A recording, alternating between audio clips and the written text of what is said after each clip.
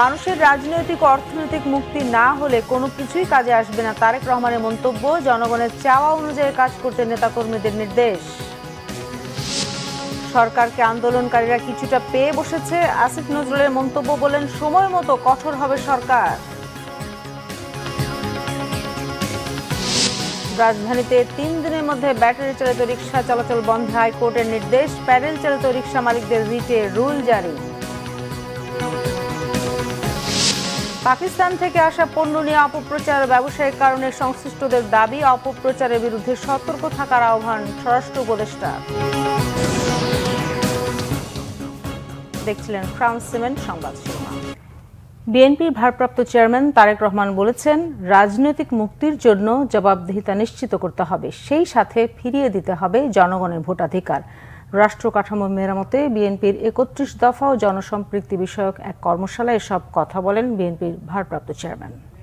গ্রামের মেম্বার হোক, ইউনিয়ন পরিষদের চেয়ারম্যান হোক, উপজেলার চেয়ারম্যান হোক, জেলা পৌরসভার চেয়ারম্যান হোক, কাউন্সিলর হোক, সংসদ সদস্য হোক, মন্ত্রী হোক, প্রধানমন্ত্রী হোক, যেই হোক না কেন, যখন সে জানবে যে জনগণের কাছে আমাকে ফিরে যেতে হবে, সেটি ভোটের জন্য হোক, জবাবদিহিতার জন্য হোক, যেটাই হোক, তখন কিন্তু সে চিন্তা করবে দুবার। কোনো একটি কাজ করার জন্য সে দুবার চিন্তা করবে। প্রিয় সহকর্মীবৃন্দ, আমাদেরকে যে কোনো মূল্যে জনগণের এই অধিকার, জনগণের কাছে জবাবদিহি করার এই বিষয়টি আমাদেরকে নিশ্চিত করতে হবে। একটি দেশের রাজনীতি যদি রুগ্ন হয়, সেই দেশের অর্থনীতি রুগ্ন হতে বাধ্য, এবং সেই দেশের অর্থনীতি যদি রুগ্ন হয়, রাজনীতি যদি রুগ্ন হয়, তাহলে সেই দেশের শিক্ষা, সেই দেশের স্বাস্থ্য, সেই দেশের বিচার ব্যবস্থা, সেই দেশের প্রশাসন সবকিছু রুগ্ন হয়ে যাবে। মানুষ কোনো সুফল কোনোভাবেই পাবে না। কাজেই প্রথম কাজ হচ্ছে আমাদের দেশের মানুষের রাজনৈতিক অধিকারকে প্রতিষ্ঠিত করা, জবাবদিহিতাকে প্রতিষ্ঠিত করা। সরকারকে আন্দোলনকারীরা কিছুটা পেয়ে বসেছে, তবে সরকার যখন কঠোর হবে তখন কঠোর হবার মতোই হবে বলে হুঁশিয়ার করে দিয়েছেন আইন উপদেষ্টা ডক্টর আসিফ নজরুল। আসিফ নজরুল বলেন, দাবি আদায়ে আন্দোলন সংগ্রাম হতেই পারে, তবে মানুষকে জিম্মি করে কোনো আন্দোলন না করার পরামর্শ তার।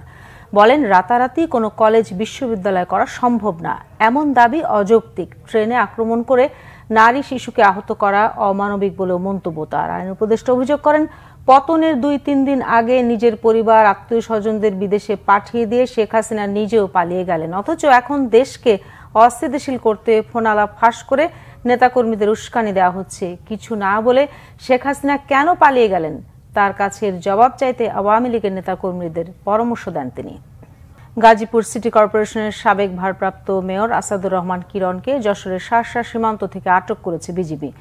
শার্শা থানাধীন শিকারপুর সীমান্ত থেকে সোমবার রাত 11:30টার দিকে তাকে আটক করা হয়। বিষয়টি নিশ্চিত করেছেন যশোর ব্যাটালিয়ন 49 বিজিপির অধিনায়ক লেফটেন্যান্ট কর্নেল সাইফুল্লাহ সিদ্দিকী। তিনি জানান, গাজীপুর মহানগরীর আওয়ামী লীগের এই নেতা 1 লাখ টাকায় চুক্তিতে ভারতে পালানোর চেষ্টা করেছিলেন। বিপুল অর্থ সম্পদের মালিক কিরণের বিরুদ্ধে টঙ্গী, গাজীপুর ও ঢাকা সহ দেশের বিভিন্ন থানায় অনেক মামলা রয়েছে।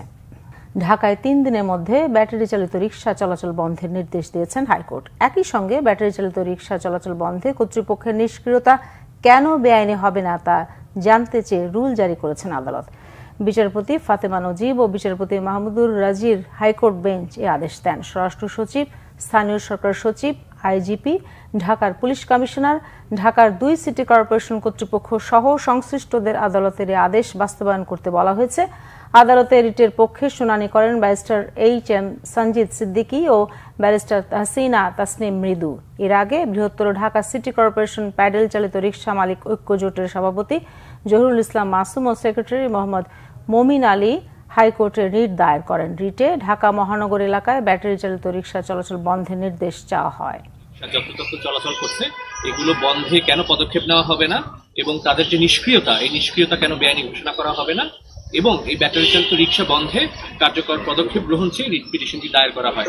আজকে মহামান্য হাইকোর্ট ডিভিশন রিট পিটিশনটি শুনানি অন্তে রুল নিষেধ জারি করেছে যে বিবাদীদের যে নিষ্ক্রিয়তা এই ব্যাটারি চালিত রিকশা বন্ধে, মহাসড়কে এটি কেন বেআইনি ঘোষণা করা হবে না, এবং একটি অন্তর্বর্তীকালীন আদেশ দিয়েছে যে বিবাদীদেরকে আগামী 3 দিনের মধ্যে ব্যাটারি সকল ঢাকা মহানগরী এলাকায় ব্যাটারি চালিত রিক্সা বন্ধের জন্য পদক্ষেপ গ্রহণ করার জন্য। পাকিস্তানের করাচি বন্দর থেকে চট্টগ্রাম বন্দরে আসা জাহাজে শিল্পের কাঁচামাল ও ভোগ্যপণ্য আমদানি হলেও তা নিয়ে চলছে ব্যাপক আলোচনা সমালোচনা। এসব পণ্য সরাসরি আমদানি হওয়ায় খরচ ও সময় সাশ্রয়ী হয়েছে। 1.5 দশক পর আমদানি লাল তালিকামুক্ত হওয়ায় ব্যাপক হারে বাড়ছে আমদানি। এই ঘটনা নিয়ে চলমান বিতর্ক ব্যবসায়িক ফন্দি থেকে করা হচ্ছে বলে মনে করছেন সংশ্লিষ্টরা। চট্টগ্রাম থেকে নাসির উদ্দিনের রিপোর্টে বিস্তারিত। গেল সপ্তাহে পাকিস্তানের করাচি বন্দর থেকে পণ্য নিয়ে চট্টগ্রাম বন্দরে পৌঁছায় পানামার পতাকাবাহী একটি জাহাজ। বন্দরে 328টি কন্টেইনার নামিয়ে ইন্দোনেশিয়া চলে যায় জাহাজটি। এর পরপরই শুরু হয় এই জাহাজে কি পণ্য ছিল তা নিয়ে নানা রকম জল্পনা কল্পনা, আলোচনা সমালোচনা। জানা গেছে জাহাজটির কন্টেইনারে ছিল 6337 টন শিল্পের কাঁচামাল ও ভোগ্যপণ্য। এসবের মধ্যে রয়েছে সোডিয়াম কার্বনেট, ডলোমাইট, চুনাপাথর, ম্যাগনেসিয়াম কার্বনেট। ছিল শুকনো খেজুর, আলু আর পেঁয়াজের মতো নিত্যপণ্য। সামাজিক যোগাযোগ মাধ্যমে এই জাহাজ নিয়ে নানা বিভ্রান্তি তৈরি হচ্ছে মনে করছেন সংশ্লিষ্টরা। এটা করাচির সাথে আমাদের ডাইরেক্ট শিপিং এর কোনো চুক্তিও হয় নাই, কোনো চিঠিও হয় নাই, কোনো পারমিশনও দিইনি। তো করাচির থেকে তো আগেও কন্টেইনার আসতো, যেটা দুবাই হয়ে সিঙ্গাপুর, কলম্বো হয়ে। এবার ওই যে আমাদের আরএসএল এর একটা জাহাজ যা দুবাই থেকে আসতেছে, ওটা করাচি টাচ করে আসছে। ইম্পোর্ট গুলো কোথা আসে? বাংলাদেশে 80% ইম্পোর্ট আসে চায়না থেকে, আর 10% হচ্ছে কোথা থেকে আসে? ইন্দোনেশিয়া, মালয়েশিয়া, ইন্ডিয়া সবচেয়ে বড়, দুবাই, তারপর এরপর পাকিস্তান। পাকিস্তানের 18টি রপ্তানিকারক প্রতিষ্ঠান এসব পণ্য রপ্তানি করেছে। আমদানিতে সময় কমায় ব্যবসায়ীদের আগ্রহ বাড়ছে বললেন দায়িত্বশীল কর্মকর্তা। দেখেন, যেহেতু পাকিস্তান থেকে সরাসরি বাংলাদেশে আসতেছে, অবশ্যই 4-5 দিন সময় অথবা 7-8 দিন সময় কমে আসতেছে, যার কারণে ইম্পোর্টাররা আগ্রহী বেশি এবং তাদের খরচও কম লাগতেছে, যেহেতু সরাসরি জাহাজটা চলে আসতেছে। পাকিস্তান থেকে 52 মেট্রিক টন খেজুর এনেছে খাতুনগঞ্জের ফারুক ট্রেড ইন্টারন্যাশনাল। আমদানির নতুন দুয়ার খোলার ফলে বাড়বে ব্যবসা, আশা তার ও শিপিং ব্যবসায়ীদের। এখন হয়তো রাজনৈতিক প্রেক্ষাপট বা আশেপাশের জিনিসগুলোর কারণে হয়তো এটাকে আমরা বেশি ফোকাস করছি, বাট কাস্টম এটা করতে পারে, তারা চাইলে 100% এক্সামিন করে জিনিসগুলো ডেলিভার করতে পারে। এই জাহাজটা কিন্তু শুধু পাকিস্তান থেকে আসতেছে না, সেটা 4-5টা কান্ট্রির পোর্ট ইউজ করে আসতেছে। তো আপনাকে বুঝতে হবে যে এই সবগুলোর থেকে যেসব মালগুলো আসবে সেগুলো সরাসরি আসলে আমাদের কিন্তু ট্রান্সশিপমেন্টের ঝুঁকিটা কমে যাবে। পাকিস্তান ছাড়াও দুবাইয়ের জেবেল আলী বন্দর থেকেও একই সময়ে এসেছে 64টি container. Bangla vision news desk. Pakistan থেকে চট্টগ্রাম বন্দরে পণ্যবাহী একটি জাহাজ আসা নিয়ে ভারতীয় মিডিয়া মিথ্যাচার করছে। এসব গুজবে কান না দেওয়ার আহ্বান জানিয়েছেন স্বরাষ্ট্র উপদেষ্টা অবসরপ্রাপ্ত লেফটেন্যান্ট জেনারেল জাহাঙ্গীর আলম চৌধুরী। চট্টগ্রামের দামপাড়াস্থ সিএমপি কার্যালয়ে আইন শৃঙ্খলা বাহিনীর কর্মকর্তাদের সাথে বৈঠক শেষে সাংবাদিকদের তিনি আহ্বান জানান। স্বরাষ্ট্র উপদেষ্টা আরও বলেন, এদেশ কারো কাছে বন্দী নয়, সব দেশ থেকেই বন্দরে জাহাজ আসার সুযোগ আছে, তাই শুধুমাত্র একটি দেশের জাহাজই বাংলাদেশের বন্দরে আসতে পারবে এমনটা ভাবার কিছু নাই। যারা বাংলাদেশের বিরুদ্ধে মিথ্যা প্রচারণা চালায় তারা এদেশের শত্রু বলেও মন্তব্য করেন তিনি। ছাপার মতোই হাতে কোরআন লিখে আলোড়ন সৃষ্টি করেছেন দিনাজপুরের চিরির বন্দরের স্কুল ছাত্রী সোমা আক্তার। তার এই অসামান্য কীর্তিতে অভিভূত এলাকাবাসী। হাতে লেখা কোরআন শরীফ কিনতে অর্ডার আসছে সৌদি আরব থেকেও। সুব্রত মজুমদার ডলারের তথ্য ছবিতে ডেস্ক রিপোর্ট।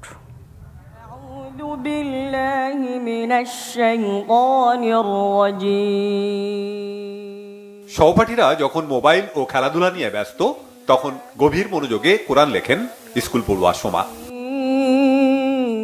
কারো কাছে তামিল ছাড়াই 8 মাসে নির্ভুলভাবে পুরা কোরআন শরীফ লিখেছেন সোমা। দেখে মনে হবে ছাপানো। চিরির বন্দর উপজেলা সদরের মাছপাড়া গ্রামের দিনমজুর আমিনুল ইসলামের মেয়ে সোমা পড়েন চিরির বন্দর সরকারি মডেল পাইলট উচ্চ বিদ্যালয়ের 9ম শ্রেণীতে। ছোটবেলা থেকেই আগ্রহ সুন্দর হাতের লেখার চর্চা আর আরবি ক্যালিগ্রাফি আর্ট।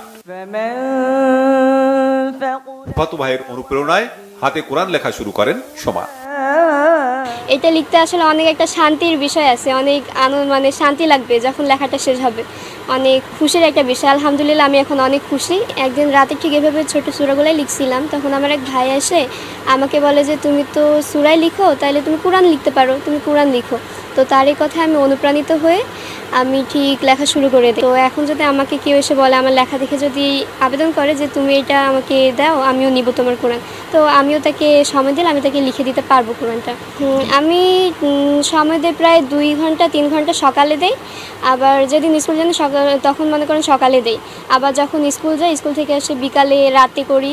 বিসমিল্লাহির রহমানির রহিম। এক সৌদি প্রবাসীকে সোমা তার হাতের লেখা 6টি কোরআন শরীফ দিয়েছেন। সৌদি থেকে এক ছেলে কোরআনের অর্ডার দিছে, লেখা দেখে পছন্দ হয়েছে, তখন 6টা কোরআনের অর্ডার দিয়ে দিছে। ওই 6টা কোরআনের যত কিছু সব কিছু ওই ছেলেটাই দিছে। আর ওই কোরআনগুলো আমরা লেখার পর আমরা 3 জায়গায় যাচাই বাছাই করছি, ভুল ত্রুটি, হাতের লেখা মানুষ না মানতেই ভুল বলা যায় না, ওই জন্য আমরা হুজুরদের দিয়ে আমরা যাচাই বাছাই করে নিছি। সোমার এই প্রতিভায় মুগ্ধ এলাকার মানুষ, খুশি স্বজন ও সহপাঠীরা। সাধারণ কোরআন পড়িয়ে যে কোরআনটা লিখছে এটা অনেক মানে শৈলীর উপর আমার আছে। হুজুর টুজুর কারো কাছে পড়ে নাই, কারো কাছে সহযোগিতা বা কোনো কিছুই নেয়নি, নিজে নিজে। আমি মা হিসেবে গর্বিত যে আমি কোরআন পড়া জানি না, অথচ আমার 2টা মেয়ে কোরআন পড়া। আমার মেয়েরা যত বড় হয়েছে, আমার মেয়েদের কেউ কোনো দিন চুল দেখতে পায়নি। 30 পারা কোরআন লিখতে তার 49টি কলম এবং A4 সাইজের 659টি কাগজ লাগে।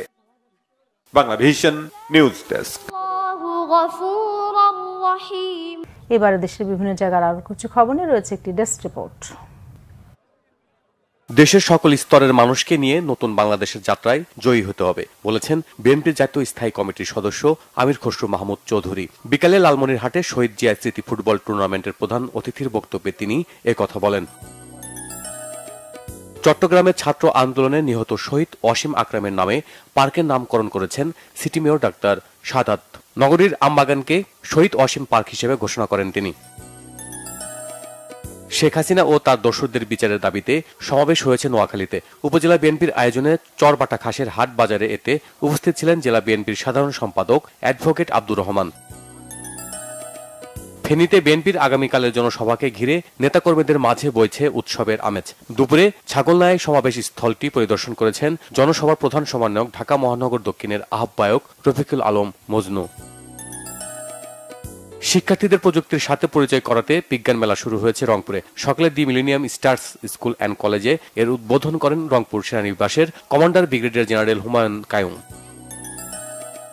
কিশোরগঞ্জে ঐতিহ্যবাহী প্রেস ক্লাব পরিদর্শন করেছেন সেনাবাহিনী। সকালে এতে উপস্থিত ছিলেন কিশোরগঞ্জ সেনা ক্যাম্পের দায়িত্বপ্রাপ্ত কর্মকর্তা লেফটেন্যান্ট কর্নেল মোহাম্মদ রিয়াজুল করিম। কেন্দ্রীয় ছাত্রদলের নেতাদের সঙ্গে শিক্ষার্থীদের মত বিনিময় সভা হয়েছে রাঙ্গামাটিতে। সবাই উপস্থিত ছিলেন সংগঠনটির কেন্দ্রীয় সংসদের সহসভাপতি মোহাম্মদ জিয়াউদ্দিন বাশেদ। বিএনপির ভারপ্রাপ্ত চেয়ারম্যান তারেক রহমানের 31 দফা নিয়ে সাধারণ শিক্ষার্থীদের সঙ্গে মত বিনিময় সভা হয়েছে সিরাজগঞ্জে। সকালে সরকারি কলেজ ও ইসলামিয়া সরকারি কলেজ প্রাঙ্গণে এতে উপস্থিত ছিলেন কেন্দ্রীয় ছাত্রদলের সহসভাপতি নাজম উদ্দিন নিজাম। বিজয় দিবস সহ বিভিন্ন দিবস পালন উপলক্ষে প্রস্তুতিমূলক সভা হয়েছে ঠাকুরগাঁওয়ে। সকালে জেলা প্রশাসকের সম্মেলন কক্ষে এতে সভাপতিত্ব করেন জেলা প্রশাসক ইশরাত ফারজানা। ছাত্র জনতা আন্দোলনের প্রতিনিধির উপর হামলার প্রতিবাদে সংবাদ সম্মেলন হয়েছে কেরানীগঞ্জে। স্থানীয় প্রেস ক্লাবে এতে উপস্থিত ছিলেন যুব ও ক্রীড়া সংগঠক সাইমন চৌধুরী। বগুড়ায় ছাত্র আন্দোলন সমন্বয়কের পরিচয় দিয়ে ব্যক্তি স্বার্থ ও সুবিধা নেয়ার বিরুদ্ধে সংবাদ সম্মেলন করেছেন সাধারণ শিক্ষার্থীরা। স্থানীয় প্রেস ক্লাবে এ সময় বিভিন্ন দাবি তুলে ধরা হয়। টয়লেট দিবস উপলক্ষে র্যালি ও আলোচনা সভা হয়েছে সাতক্ষীরায়। সুলতানপুর দ্য পোল স্টার পৌর হাই স্কুল থেকে র্যালিটি বের করা হয়। Bangla vision news desk. সংবাদ শেষ করব ক্রাউন সিমেন্টের শিরোনামগুলো আরেকবার জানিয়ে। মানুষের রাজনৈতিক অর্থনৈতিক মুক্তি না হলে কোনো কিছুই কাজে আসবে না, তারেক রহমানের মন্তব্য। জনগণের চাওয়া অনুযায়ী কাজ করতে নেতাকর্মীদের নির্দেশ। সরকারকে আন্দোলনকারীরা কিছুটা পেয়ে বসেছে, আসিফ নজরুলের মন্তব্য। বলেন সময় মতো কঠোর হবে সরকার।